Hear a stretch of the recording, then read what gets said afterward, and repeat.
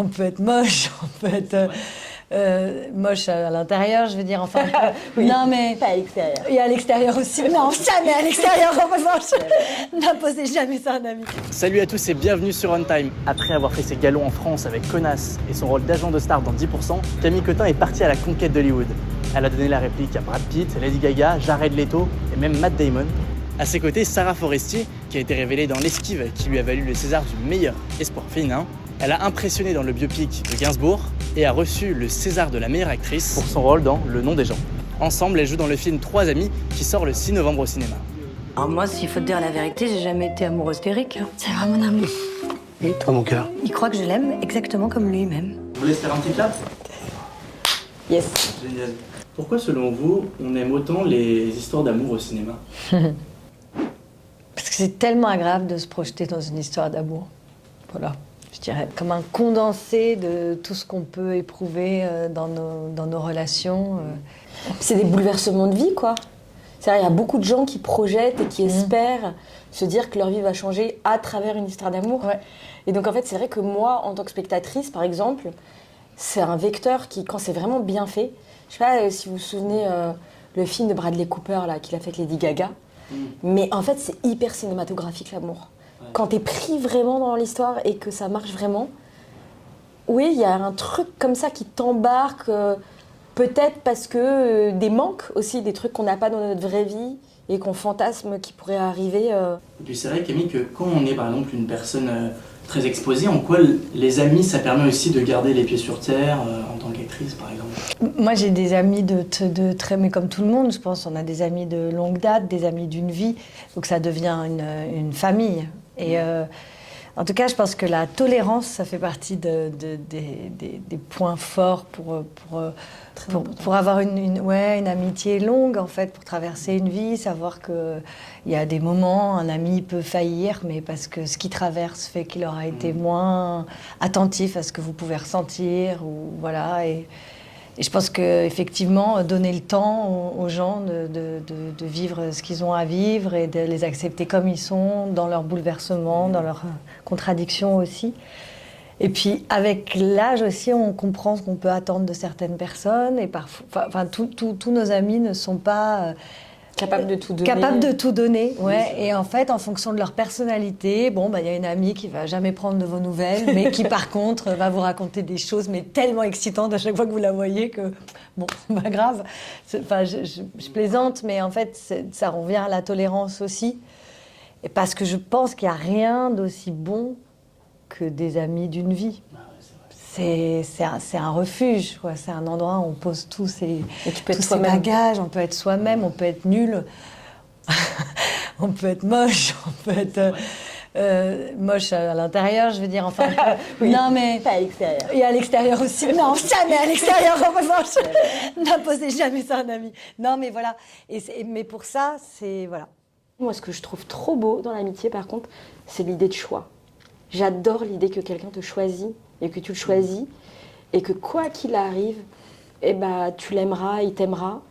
Et ça, dans l'amitié, il y a quelque chose que j'adore, en fait, dans l'idée de ce choix. C'est quelqu'un qui t'apporte son affection et sa bienveillance, quoi que tu traverses, et quelle que soit la fréquence où tu vois la personne, mais ça, c'est assez génial. C'est pas facile, ouais. Et aussi, le sentiment amoureux, dans la plupart des cas, pas tous, mais requiert une certaine exclusivité. C'est un peu là où l'amitié, justement, on peut s'aimer passionnément en tant qu'ami et complètement accepter que, oui, voilà, qu'il y aura d'autres personnes dans son cœur et que c'est pas pour ça que l'amour est pas fort. Et ça c'est galvanisant aussi. C'est vrai que dans ce film, à aucun moment, l'amitié de ces femmes, elle est en crise, bien que leur vie sentimentale soit vraiment très agitée. C'est quoi le secret, vous pensez, pour garder une amitié? Alors c'est particulier parce qu'effectivement mon personnage couche avec l'homme de ma meilleure amie. C'est très particulier. Et ça, c'est pas un problème, par exemple pour garder une amie. Et visiblement, c'est vrai que c'est particulier parce qu'on se dit, mais je pense dans plein d'autres genres de cinéma, ça serait justement des situations de conflit et tout. Et en fait, dans le cinéma de Mouret, c'est exactement l'inverse, quoi. C'est-à-dire que y a jamais d'embrouille. Il va plus filmer comment chacune se dépaître elle-même avec l'amour, sans entrer dans une confrontation. Vous êtes un média avec des jeunes, c'est ça? Alors les jeunes, écoutez-moi bien, je vous explique. Allez voir Mouret. Non mais c'est vrai, je pense que c'est pas mal aussi d'aller voir des films où il y a une sensibilité, un truc, une finesse, où c'est pas justement l'histoire d'amour type qu'on voudrait te vendre. Et je ressors une phrase que dit le metteur en scène, là, Emmanuel Mouret, mais que je trouve vraiment super parce que moi, ça me donne envie, quoi. Il cite Ettore Scola, un metteur en scène, qui dit « La télé nous dit quoi penser. Quand on écoute la radio, on nous dit quoi penser. Et qu'en fait, le cinéma, c'est peut-être un des derniers endroits où on peut encore douter, où il y a de la place pour le doute. Et c'est vrai que c'est un support qui fait vraiment ça. Et justement, le personnage d'Alice pense qu'on peut vivre avec quelqu'un sans être vraiment amoureux, si la relation juste est agréable. Est-ce que vous partagez cette vision? Moi, je te pose la question. Du haut de tes 50 ans, qu'en penses-tu? Non, mais qu'est-ce que c'est particulier. De ce truc de vivre sans amour, moi, par exemple, j'ai pas vécu de longues histoires d'amour, donc je ne sais pas. Et je pense que tout le monde n'est pas fait pour le couple aussi. Moi, personnellement, non. Ça me plairait pas du tout. Mais elle le dit, quand on creuse un peu, d'abord elle va faire exactement le contraire. Elle va dire non mais moi je suis pas du tout amoureuse, je suis tellement heureuse. Un quart d'heure après, je pense qu'elle va basculer et faire l'inverse. Et on sait que c'est parce qu'elle a peur en fait aussi. Enfin c'est pas qu'elle a peur, mais elle veut plus souffrir. Être amoureux l'a trop fait souffrir. Ça on peut comprendre qu'à un moment on se protège.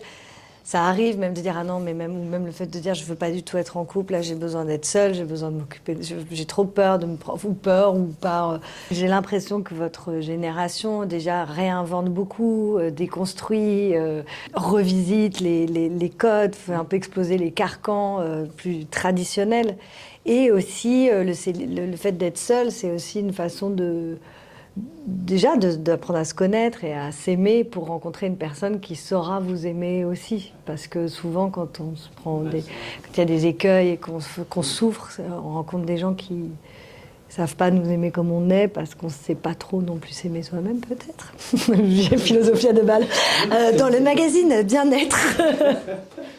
Non, mais c'est vrai que c'est une vaste question. Enfin, en plus, c'est ce qu'on dit, quoi. Si tu peux avoir toutes les théories du monde, mais la vie, elle te dément le truc en 2 secondes, quoi. Tout simplement parce qu'il y a la rencontre. Et la rencontre, c'est quelque chose que tu ne contrôles pas, que tu peux pas même faire exister. C'est génial, c'est l'autre, justement. Qu'est-ce que vous préférez dans votre métier d'actrice? Ça. J'allais dire. Tu sais qu'on avait la connerie en bouche, là. Tu vois, on voulait dire des conneries, tu vois. Parlez de moi. Ah, tu parles de ça. Ah oui. Ce qu'il y a de plus cool dans le métier d'actrice? Ou ce que tu préfères, ouais. Moi, je trouve que c'est de rencontrer des intelligences. J'adore ça. Genre, tu rencontres un metteur en scène et tout d'un coup, c'est vraiment quelqu'un qui a par exemple, la Mouret. Il a une langue particulière.